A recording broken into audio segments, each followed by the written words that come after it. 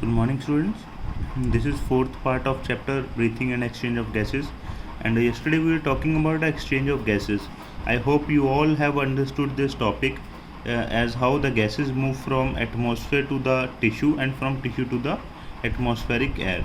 And we're discussing about this diagram. ये diagram में वही same बातें हैं जो इस topic में हमने देखी थी. इसको आप इसके नोट्स बना सकते हो, इसको क्लियर आउट कर सकते हो. यहाँ पे भी नीचे वाले टॉपिक में भी सेम चीज़ बताई है कि जो ग्रेडियंट है, प्रेशर ग्रेडियंट है, that is responsible for the transport of gases, that is from tissue to the blood and blood to the alveoli. As the solubility of CO2 is 20 to 25 times higher than that of O2, the amount of CO2 that can diffuse through the diffusion membrane per unit difference is partial pressure is much higher as compared to that of O2.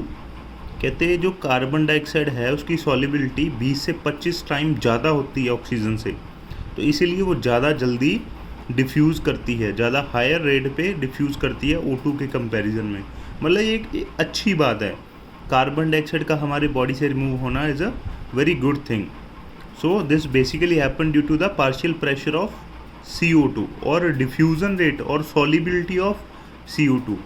Okay, the diffusion membrane is made up of 3 major layers. यहाँ पे देखिए diffusion membrane जो है 3 layer की बनी है. ये air आ रही है यहाँ से, एल्वियोलर कैविटी है हमारी, एल्वियोलाई है.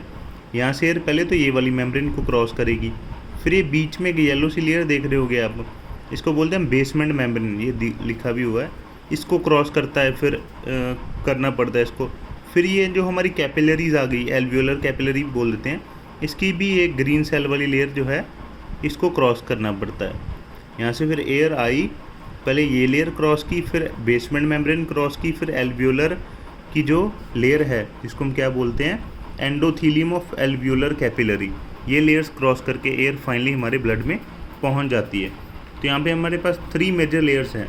सबसे पहली है thin squamous epithelium of alveoli, second है endothelium of alveolar capillaries and the third is basement substance in between them. इन दोनों के बीच में जो बेसमेंट सब्सटेंस है. However its total thickness is much less than a millimetre.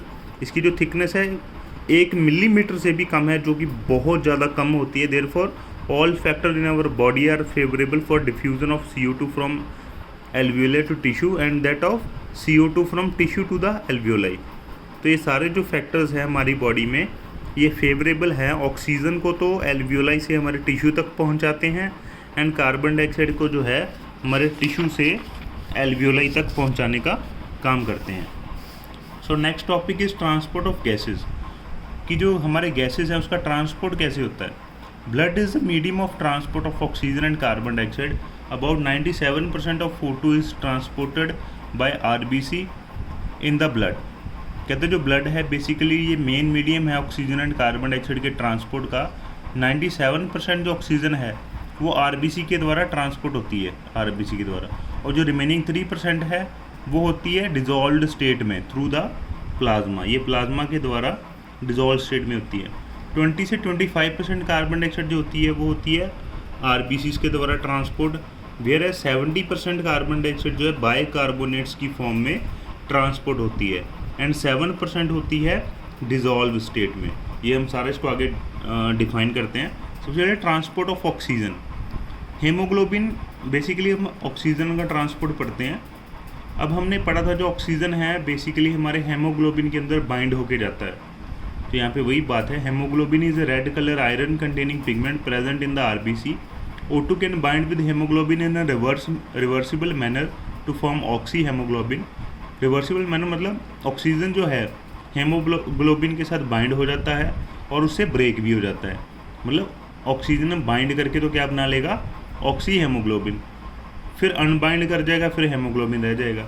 जो haemoglobin molecule है वो maximum 4 molecule of oxygen carry कर सकता है. ओके, एक हेमोग्लोबिन 4 ऑक्सीजन मॉलिक्यूल कैरी कर सकता है. Binding of oxygen with haemoglobin is primarily related to partial pressure of O2. और ये बाइंडिंग क्यों होती है, ऑक्सीजन के पार्शियल प्रेशर की वजह से. Partial pressure of CO2, hydrogen ion concentration and temperature, ये भी कुछ फैक्टर हैं जो ऑक्सीजन की बाइंडिंग को इफेक्ट डालते हैं.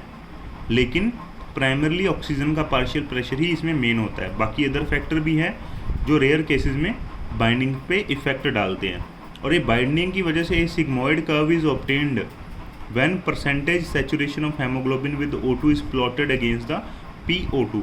कहते जब हम ऑक्सीजन का जो सैचुरेशन है उसको प्रेशर के साथ मतलब ड्रॉ करते हैं ग्राफ पे, तो हमें एक सिग्मोइड शेप की कर्व मिलती है। सिग्मोइड मतलब एस शेप की कर्व मिलती है। तो यहाँ पे देखिए इसको समझते हैं हम। कहते हैं जब पार्शियल प्रेशर जो है 0 होता है तो हेमोग्लोबिन कितना बाइंड होता है, सॉरी ऑक्सीजन कितना बाइंड होता है हेमोग्लोबिन के साथ, 0। जब पार्शियल प्रेशर ऑक्सीजन का बढ़ता है तो एकदम से जो सैचुरेशन है, जो कह लो बाइंडिंग है ऑक्सीजन की हेमोग्लोबिन के साथ, वो भी एकदम से बूम करती है। देखिए यहाँ पे पार्शियल प्रेशर हुआ 40, लेकिन जो बाइंडिंग है वो कहाँ तक पहुँच गई, मोर देन 70, अबव 70 पहुँच गई।